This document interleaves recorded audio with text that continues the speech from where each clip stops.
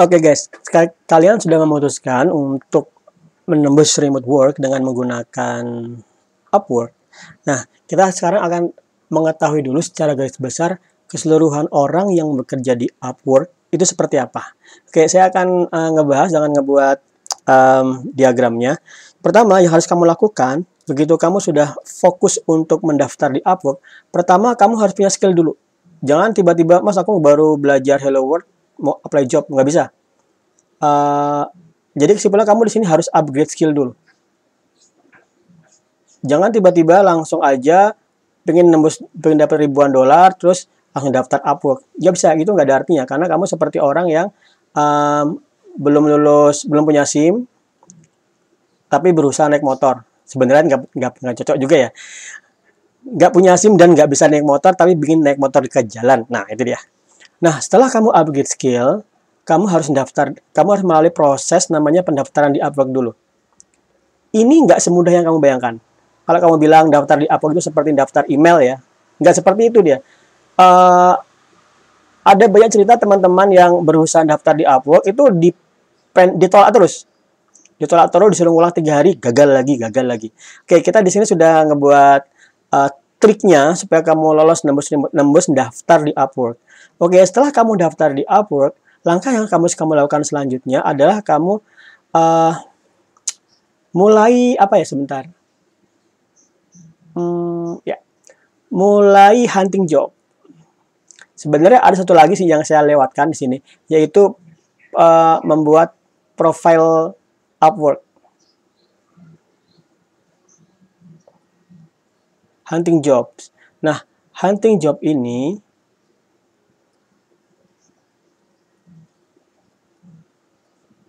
harus kamu lakukan setelah kamu sign up.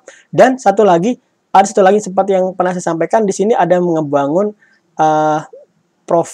perbaikan profile. Cuman saya akan sampaikan di bagian khusus yang membahas profile Upwork itu tidak penting-penting banget. Asal kamu sudah nembus di Upwork, kamu sudah informasikan skillmu apa, itu sudah cukup. Jadi nggak perlu repot-repot aja. Oke, atau sebaiknya ini tetap saya sampaikan aja ya, bahwasanya kita tetap harus perbaikin profile Upwork dulu. Hunting job. Right. Setelah kamu dapat hunting job, ada satu lagi proses yang disebut nama dengan interview. Interview itu adalah, kan kalau kamu ngelihat job post, itu ada job post, kemudian kamu berusaha apply job. Nah, saat kamu di-apply, kamu bisa diabaikan loh ya. Kamu bisa diabaikan. Intinya kamu ngirim cover letter bagus-bagus, kemudian nggak ada balasan dari klien. Itu namanya kamu diabaikan. Nah, kalau kamu sudah dapat di interview itu bukan berarti konteksnya orang seperti zaman dulu, ngobrol-ngobrol, tetap muka ya. Enggak, interview itu sekedar klien ngebales cover lettermu. Misalnya kamu bilang, ada masalah nih, misalnya ada job ngebuat website pakai PHP. Kemudian kamu bilang, aku bisa melakukannya bla bla bla. Kemudian dia ternyata balas, "Hai, apakah kamu bisa melakukannya dengan bla bla bla?" Jadi dia jawab, itu namanya interview. Nah, teman-teman, kalau kamu sudah di tahap interview ini, berarti saya bisa mengatakan kamu sudah 99% sukses. Kamu benar-benar sudah 99 sukses. Apa? Kenapa? Karena berarti kamu sudah menggeser banyak orang yang meng-apply ke job tersebut dan ternyata dia milih jawab kamu. Itu kamu sudah 99% sukses. Sayang sekali kalau kamu nggak sampai membuat dia jadi goal, jadi kontrak. Nah, ingat, kalau kamu sudah sampai di tahap interview, statusmu berarti namanya aktif kandidasi. Ini belum kontrak. Nah, tapi nanti di Upwork namamu berubah menjadi aktif kandidasi, yaitu kandidat, kemungkinan kamu bekerja dengan dia, namanya aktif kandidasi. Kamu dapat aktif kandidasi, artinya ada beberapa kandidat yang kemungkinan kamu menjadi pekerjanya. Oke, itu namanya aktif kandidasi. Nah, setelah aktif kandidasi, andai kata dia suka, Oke, aku suka. Kemudian dia negosiasi harga ya, negosiasi rate dan lain sebagainya. Kamu setuju? Terus dia bilang, oke, aku akan mulai kontrak. Itu berarti kamu sudah masuk ke tahap selanjutnya. Kontrak started.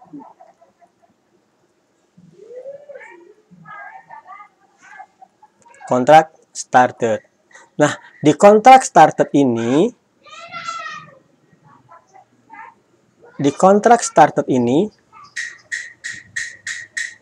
kamu sudah mulai bekerja. Alhamdulillah, kamu sudah nembus job pertamamu di Upwork. Nah, harus kamu ketahui, job di Upwork itu terbagi dua. Pertama, hourly. Kedua, fixed price.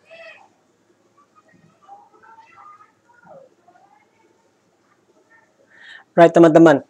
Di tahap ini akan ada cara kerja yang berbeda. Dan juga ada pilihan jenis pekerjaan yang berbeda. Ada teman-teman yang lebih suka fixed price. Ada teman-teman yang lebih suka hourly. Saya pribadi lebih suka hourly. Bukan lebih suka lagi. Kemungkinan saya malah hampir tidak pernah menerima job yang fixed price. Sekali-kalinya saya fixed price nggak berhasil. Oke. Nah, hourly itu adalah begitu kamu mulai bekerja dengan hourly, tiap hari kamu bekerja menjalankan tracker. Jalankan tracker, hourly itu adalah kamu mulai kerja, jalankan tracker. Kamu selesai kerja, matikan tracker. Nanti di akhir minggu akan diakumulasi oleh Upwork dan langsung dihitung kamu sudah dapat berapa ribu dolar atau berapa ratus dolar lah. Nah, bukan akhir minggu ya. Seketika itu juga kamu langsung melihat kamu sudah dapat berapa jam dalam sehari itu. Nah, dijalankan tracker. Nah, setelah jalankan tracker ini nanti ada ada namanya masa tunggu. Di sini kamu akan uang masuk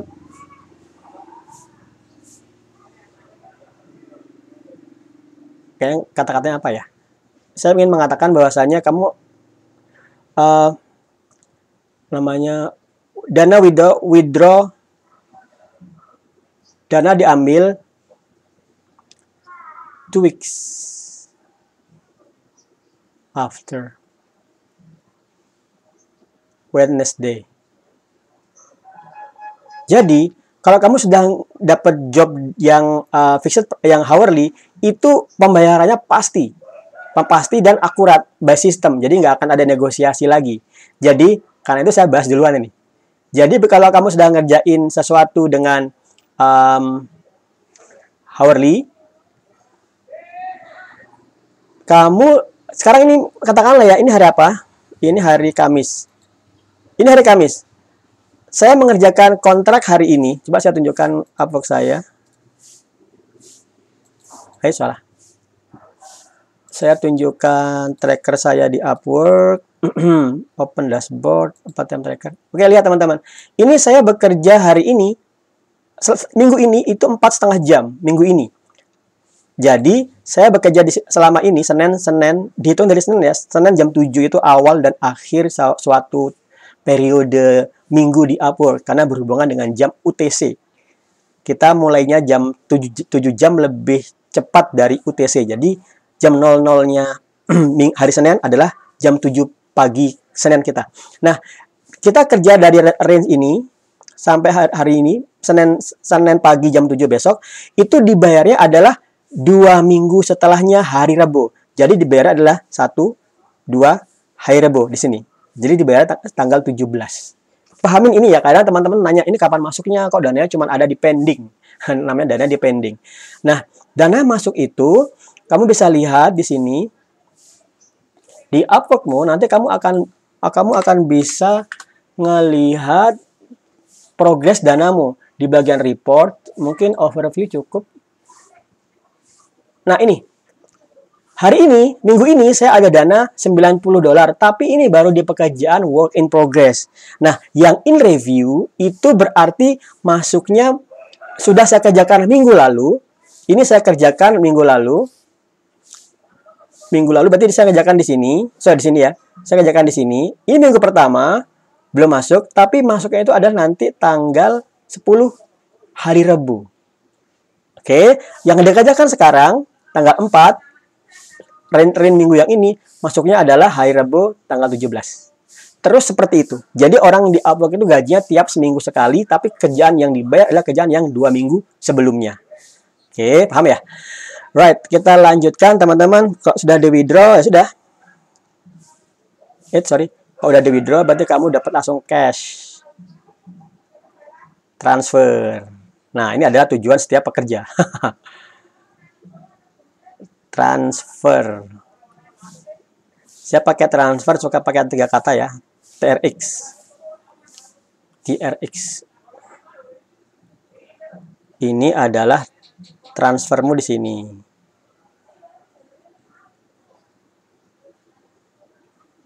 Right.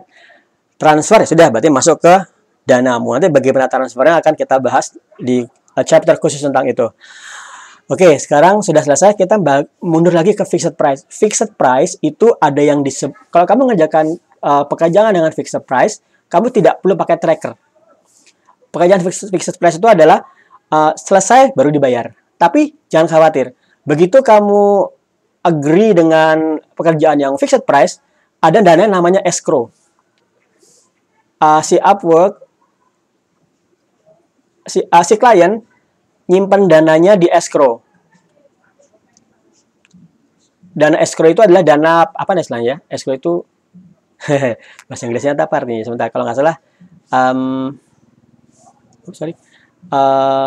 dana pegangan gitulah, dana backup atau jaminan keamanan. Nah, danamu disimpan oleh Upwork. Saat kamu nanti negosiasi harga fixed price ya, klien aku punya, kamu dealan dengan klien itu adalah pekerjaan ini $1.000. Nanti ada 2 pilihan. Kamu mau dibayar saat project rampung atau kamu dibayar per milestone. Milestone itu tahap. Maksudnya jadi kalau kamu bayar fixed price, kamu bayar fixed price itu berarti ada 2 pilihan. Milestone. Milestone itu artinya tahapan. By project. Project itu berarti maksudnya rampung semuanya. Ini kalau kamu sudah setuju dengan project misalnya, kalau sudah rampung baru dibayar. Ini biasanya project-project yang singkat lah ya. Misalnya setup server ya, udah sekali setup, bayar, selesai. Nah, kalau by project, kemudian danamu dikirim oleh Upwork, masuknya 5 hari. 5 hari setelah klien transfer. Oke. Jadi 5 hari setelah klien transfer baru masuk. Kalau sudah masuk baru kamu bisa withdraw. Withdraw ke sini. Nah, selesai. Itu dia. Terakhir ya, milestone. Lupa, sengaja aja. Milestone ini per tahap. Jadi misalnya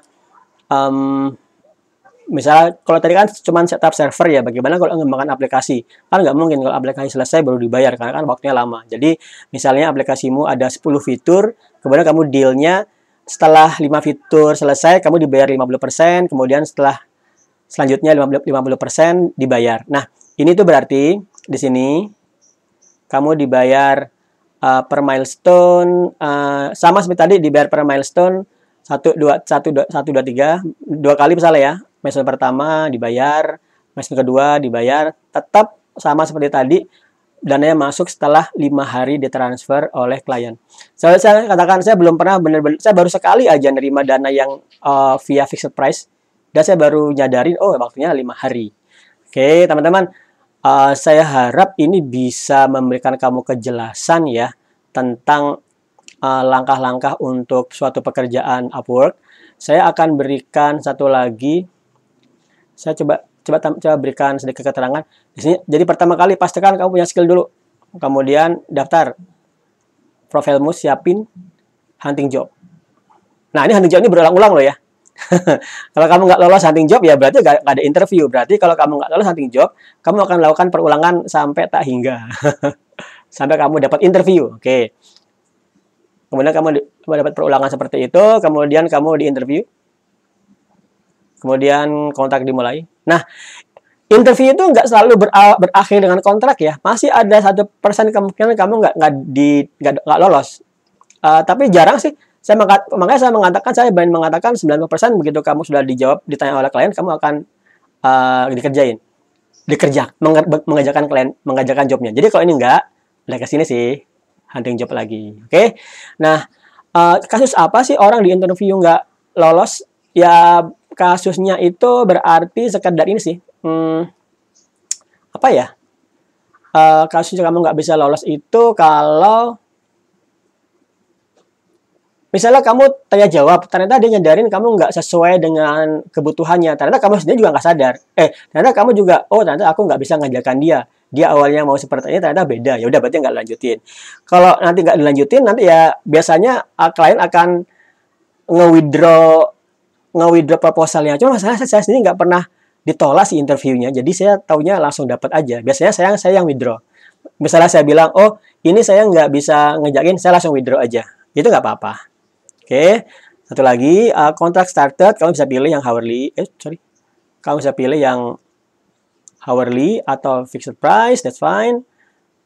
Saya anggap ini 7 ya berarti ya, hourly, ini 7A deh, fixed price, 7B, kamu jalankan tracker untuk 8, kemudian ini berarti kamu ngerjakan per milestone, berarti saya buat 8A, by project berarti 8B, kemudian kamu dibayar berarti 9. Kamu dibayar 5 hari kemudian 9 juga. Kemudian selesai kamu transfer ke Danamu. Oke, untuk transfer langsung aja saya bahas di sini. Ada beberapa pilihan transfer nanti. Pilihan transfer yang paling ini beda-beda ya preferensinya. Kalau saya sendiri paling suka wire transfer. Wire transfer itu adalah kamu tinggal memberitahu ke Upwork nomor bankmu, transfer. Kamu tinggal beli Upwork nomor bankmu, nanti ditransfer hari itu juga. Kadang-kadang sejam itu juga. Kamu withdraw langsung sejam masuk. Sejam masuk itu, tapi bedanya adalah dia rate-nya biasanya lebih rendah daripada PayPal.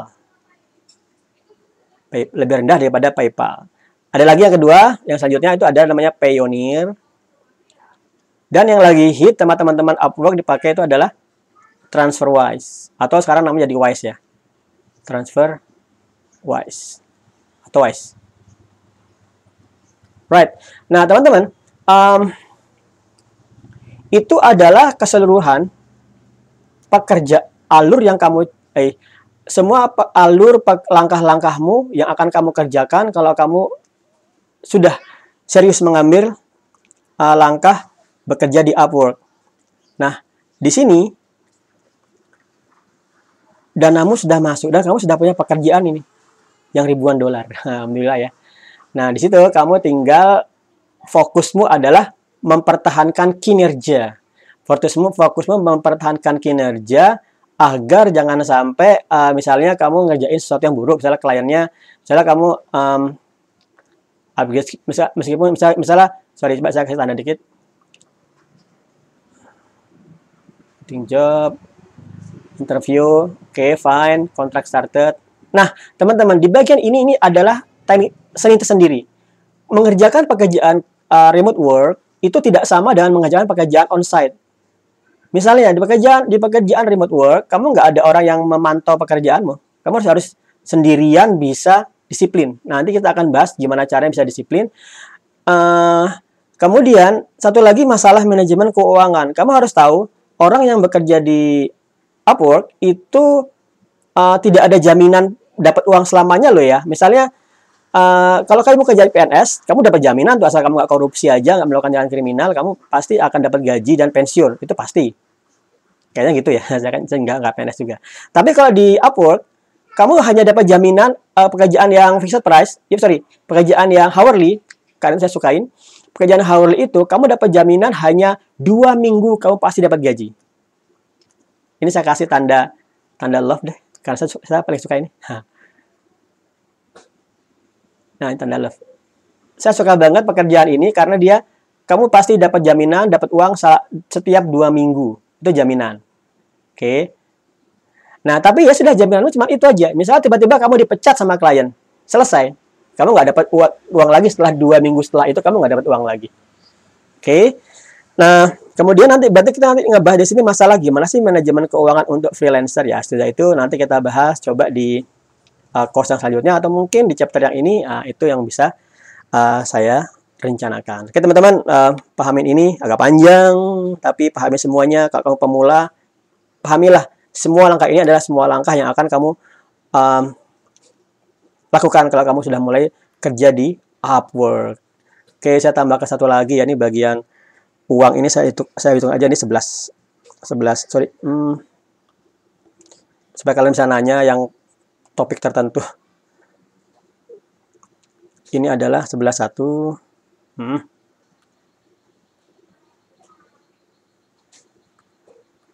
Ini adalah 11.